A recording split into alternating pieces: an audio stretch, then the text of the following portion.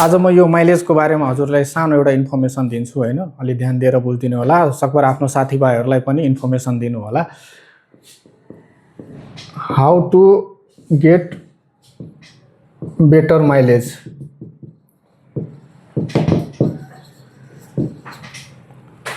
आज हामी यसकै बारेमा सानो कुरा गर्छौं हैन। हामीले माइलेजको केसमा चाहिँ सानो कुरामा ध्यान दियो भने चाहिँ बेटर माइलेज पाउन सक्छौं के। टेक्निकली अब यसमा चाहिँ मैले दुईटा डिभिजन दुईटा क्याटेगोराइज गर्दिन्छु हैन, दुईटा फ्याक्टर। फर्स्ट फ्याक्टर चाहिँ तपाईको सर्भिस मेन्टेनेन्स अन टाइम। हामीले सर्भिस मेन्टेनेन्स टाइमली गरिरहेको छौं भने चाहिँ हामीले थाहा हुन्छ कि कुन चाहिँ पार्ट्स खराब भएको छ छैन भनेर। यो सर्भिस मेन्टेनेन्स गर्दाखेरि हामीले जहाँ कन्ट्रोल गर्न सक्छौं हैन, जुन पार्ट्स डिफेक्ट छ छैन बुझ्न सक्छौं। त्यो एउटा चाहिँ एयर फिल्टर भयो।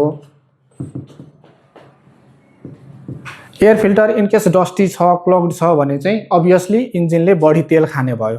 हामीले यसलाई कन्ट्रोल गर्न सक्छौं। इन केस हामीले एयर फिल्टर टाइमली चेन्ज गरेको छौं भनेपछि त्यहाँ हामीले माइलेजमा कन्ट्रोल गर्न सक्छौं र बेटर माइलेज पाउन सक्छौं। त्यस्तै अर्को टायर प्रेसर। टायर प्रेसर कम छ भने चाहिँ स्कुटरलाई के हुन्छ भन्दाखेरि लिफ्ट गर्नको लागि, स्कुटर अगाडि धकेल्नको लागि स्कुटरले बढी पावर खोज्छ र त्यहाँ पनि फ्युलको कन्जम्सन बढी हुन्छ र हामीलाई माइलेज घट्ने चान्स त्यहाँ हुन्छ। त्यही भएर चाहिँ हामीले एयर फिल्टर र टायर प्रेसरमा चाहिँ अलिकति बढी ध्यान दिनुपर्ने हुन्छ माइलेज बेटर माइलेज पाउनको लागि। अर्को सेकेन्ड फ्याक्टर के भन्दाखेरि ह्युमन राइडिङ बिहेभियर। यो ह्युमन राइडिङ बिहेभियर के हो भन्दाखेरि तपाई म जुन रेगुलर लाइफमा जुन काम गरिरहेछौं, जुन हाम्रो नेचर छ हैन, त्यसले गर्दा पनि माइलेज घट्न सक्छ के। काठमाडौँ जस्तो सिटीमा ट्राफिक लाइटमा बसिरहेछौं, 200 सेकेन्डको पनि ट्राफिक होल्ड हुन्छ, 5 मिनेटसम्मको पनि हुन्छ। त्यो बेला हामीले चाहिँ स्कुटरको चाबी अफ गरेर राख्यौं, स्कुटर बन्द गरेर राख्यौं भने चाहिँ त्यो 5 मिनेटसम्म होल्ड गरेर राख्यौं स्ट्यान्ड बाई पोजिसनमा भने पनि चाहिँ माइलेज बेटर हुन सक्छ, राइज हुन सक्छ।